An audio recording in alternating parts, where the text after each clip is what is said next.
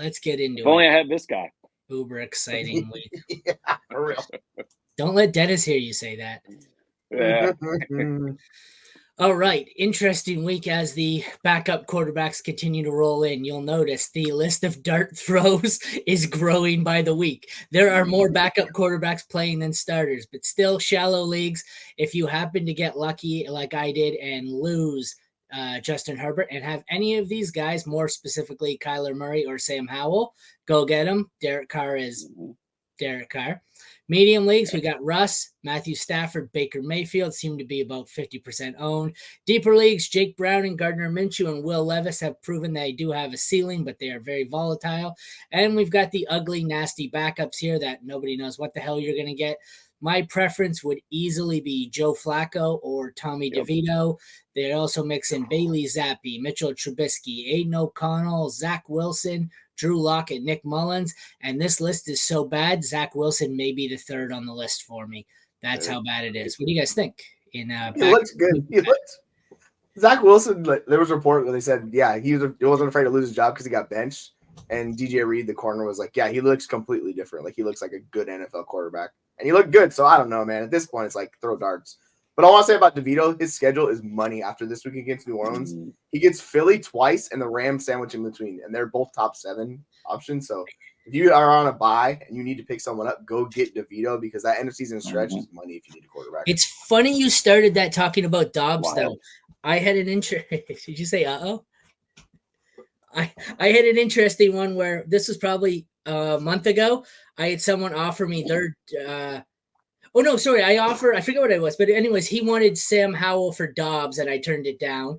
Then like this weekend, he sent me the same thing and I turned it down. And then he sent me, my backup was a deep league. He then sent me Josh Dobbs for Zach Wilson and I still turned that down. So my how quickly Dobbs has fallen to where he turned down Sam Howell for Dobbs. And now I'm turning down Zach Wilson for Dobbs. So how bad it's gotten. It's rough for Dobbs. It's rough. You got to hit the market at the right time. You know what I mean? So what do you got here, Jeremy? What do you think?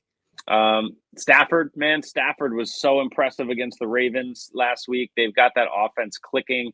Cooper Kupp actually came alive last week. They got Dennis Allen at tight end. So Stafford is probably my number one ad here.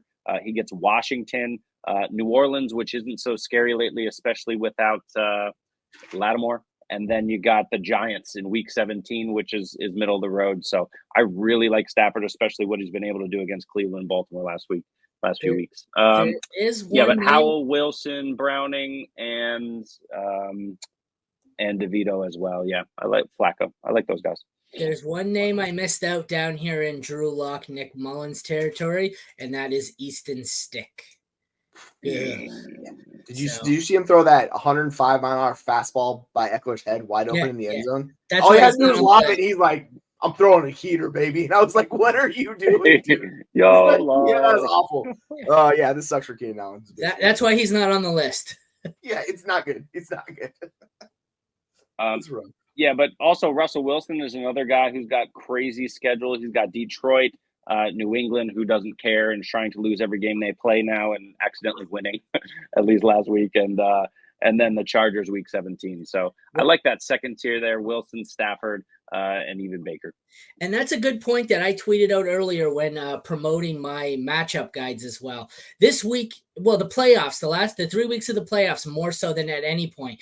Don't just, whether you're reading mine, Fantasy Pros, whatever, don't just read these waiver wire columns. Read the waiver wire column, but also go over to the league winners and bring up my matchup chart, because there's nothing worse than seeing Russell Wilson and Baker Mayfield on the waiver wire, and you take Mayfield and then realize, oh shit, his schedule is fucking terrible and I can't play him anyways. And then, someone took Wilson. So before you just blindly add one of these guys, go see what they have, because in this range, with the exception of Murray, Howell, probably Stafford, most of these guys are extremely matchup dependent, and you're just streaming whoever has the best matchup. So this time of year, combine the waiver article with the matchup guide and see if you can't pull something out of your ass there when you need it.